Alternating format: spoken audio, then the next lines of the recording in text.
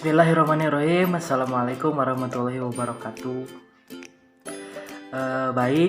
Selamat pagi anak-anak.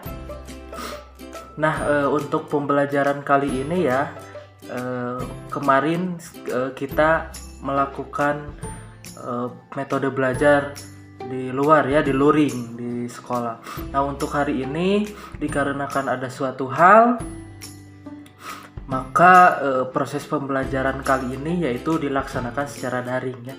Oleh karena itu Bapak membuatkan video pembelajaran daring seperti ini. Jadi kepada anak-anak mohon disimak baik-baik materinya, dan mudah-mudahan kita juga semua bisa dilindungi oleh Allah Subhanahu wa taala.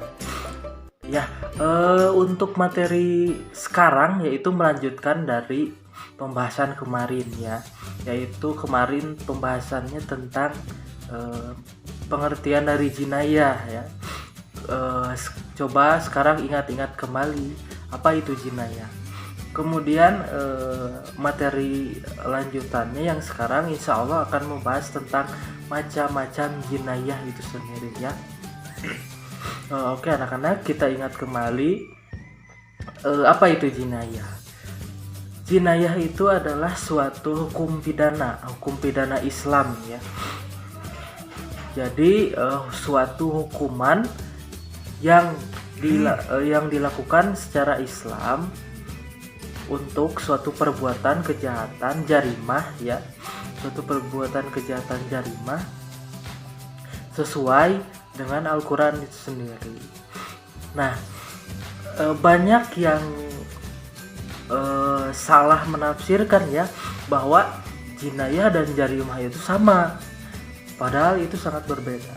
Jinayah sendiri yaitu hukumannya, hukuman pidana atau sanksinya, sedangkan jarimah itu suatu perbuatan kejahatannya gitu. Jadi jarimah itu adalah orang yang melakukan atau perbuatannya, contohnya seperti mencuri, kemudian membunuh dan lainnya, itu jarimah. Kemudian hukuman atau jinayahnya, misalkan pembunuh itu dikisos atau diyat atau apa, nanti dijelaskan oleh Bapak. Oke, sebelum ke macam-macam jinayah atau jarimahnya ya, atau kejahatannya, ada unsur penting yang dapat dikatakan seseorang itu melakukan jinayah ya, yaitu pertama unsur formal, yaitu suatu hukuman yang akan dilimpahkan kepada orang yang melakukan jarimah. Contohnya di dalam Al-Quran, misalkan membunuh hukumannya seperti apa, itu unsur formalnya.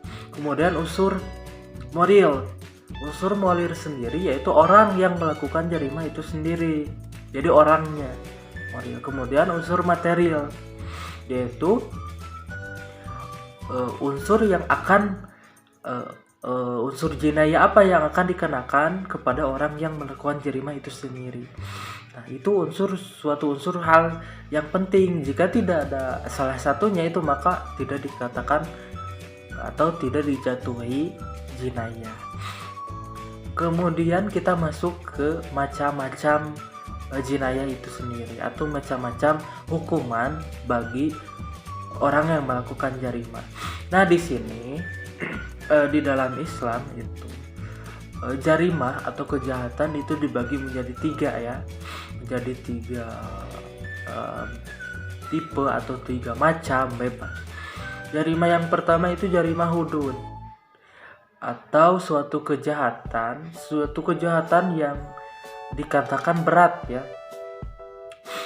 Nah, hukumannya itu ada 2 di dalam Al-Quran, yaitu antara lain di hudud atau di qisas. Nanti dijelaskan satu persatu. Hudud sendiri yaitu suatu hukuman yang di bawah qisas ya. Contohnya misalkan seseorang yang berbuat zina, maka hukumannya atau hududnya atau hadnya, sanksinya yaitu dirajam hingga mati. Nah, itu suatu hudud. Kemudian ada lagi jarimah yang dikenai jinayah kisos atau diat. Sama seperti tadi, yaitu jarimah yang berat, jarimah kejahatan-kejahatan yang berat. Contohnya membunuh secara disengaja, kemudian melakukan pencurian secara disengaja, maka hukumannya kisos. Apa itu kisos? Kisos itu adalah suatu sanksi yang dilakukan kepada orang yang melakukan jarimah secara sepadan. Contohnya misalkan dia itu membunuh secara sengaja, maka kisosnya atau sanksinya itu dibunuh kembali. Kemudian misalkan ada yang hanya melukai, tidak sampai membunuh, misalkan menghilangkan suatu anggota tubuh, maka di kisosnya itu menghilangkan anggota tubuh yang dilakukan olehnya sendiri gitu. Kemudian ada lagi, bagaimana jika pembunuhan itu tidak disengaja? Misalkan jika pembunuhan tidak disengaja, maka sanksinya itu diat juga cukup berat, atau denda ya, denda bisa.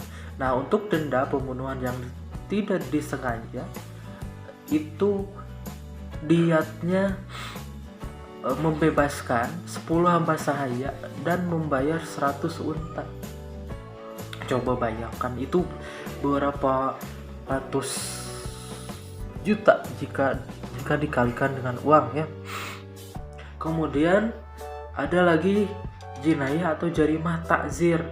Nah, jarimah takzir sendiri yaitu suatu sanksi yang perbuatan jarimahnya itu tidak ada sebelumnya di dalam Al-Quran atau zaman-zaman sekarang. Nah, itu dikembalikan kepada pemerintah sendiri itu. Jadi masuknya takzir itu mentaksirkan hukuman apa yang pas. Misalkan di zaman dahulu kan misalkan di zaman dahulu itu jarang misalkan orang yang berbuat korupsi secara diam-diam ya. Kalau mencuri itu banyak, korupsi juga termasuk pencuri. Nah, hukumannya seperti apa? Yang pertama itu dilihat dari kaidah Al-Quran. Nah, jika tidak ada, maka dilakukan dengan mentaksir hukuman apa yang pas. Contohnya bisa didenda, bisa dihukum penjara seperti itu. Jadi macam-macam jinayah atau jarimah itu di dalam Islam itu ada 3 ya. Nah, jadi jika dikaitkan lagi dengan hukum kita di Indonesia, apakah kita masuk hukum jinayah? Masuk, yaitu hukum takzir tadi. Memang pelaku misalkan ada sebagian hukuman yang mengambil dari hukuman jinayah. Contohnya pembunuhan. Jika pembunuhannya sangat berat, itu bisa dipidana hukuman mati, atau di dalam Islam juga disebut qisas. Kemudian jika pelanggaran atau perbuatan jahat atau jarimah itu ringan, misalkan itu dihukuminya dengan jinayah takzir tadi. Nah, jinayah takzir sendiri kan masuk ke dalam hukum jinayah, maka Indonesia ini juga menggunakan hukum jinayah. Jadi tidak keluar dari kaidah Islam sendiri, karena kan sebagian umat muslim di Indonesia itu mayoritas ya. Seperti itu. Mudah-mudahan dapat dipahami ya anak-anak. Mungkin itu saja penjelasan hari ini. Dikarenakan kondisi dan hal lain, maka mau tidak mau ya kita harus mengikuti demi keselamatan kita juga. Untuk selanjutnya, setelah kalian menyimak video ini, apabila ada yang ditanyakan, kalian boleh diskusikan di grup. Kemudian jangan lupa isi absen ya yang sudah ada, yang sudah dikasih link sama Bapak. Kemudian kita lanjutkan ke dalam diskusi. Karena jika terus seperti ini ya, kasihan gitu dengan kuota-kuota kalian gitu. Maka kita diskusikan di grup WA saja apabila ada yang ditanyakan. Dan untuk kuis nantinya akan disampaikan di bulan. Oke, terima kasih. Mudah-mudahan bisa dipahami ya. Sekian penjelasan dari Bapak. Nanti dilanjutkan di pertemuan berikutnya. Terima kasih. Wassalamualaikum warahmatullahi wabarakatuh.